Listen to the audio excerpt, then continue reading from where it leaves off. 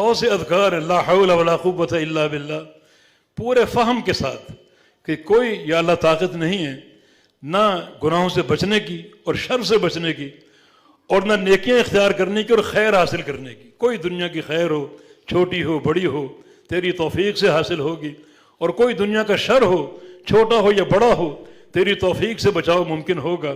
یہ بندے کا عقیدہ بھی بن جائے اور لا حول ولا قوت الا باللہ کا ورد بھی ہو، تو پھر شیطان کا غلبہ بھی ایک شر ہے۔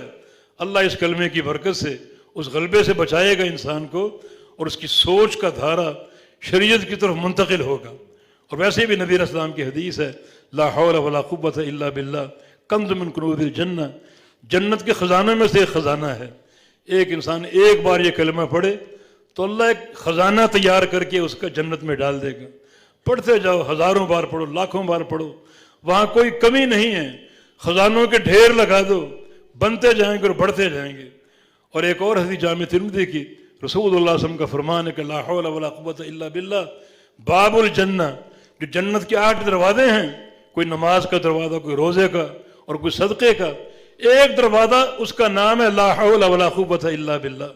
اس دروازے سے وہ لوگ داخل ہوں گے جو کثرت سے دنیا میں اس کلمے کا ذکر کرتے ہوں، اٹھتے بیٹھتے لا حول ولا قوت الا باللہ پڑھتے ہوں، لیکن پورے فہم کے ساتھ اور معنی کے ادراک کے ساتھ۔ تو مستقل ایک دروازہ آپ کا منتظر ہے اگر کثرت سے اس کلمے کا ذکر کریں گے۔ تو اس کلمے کے بہت سے فائدے ہوئے۔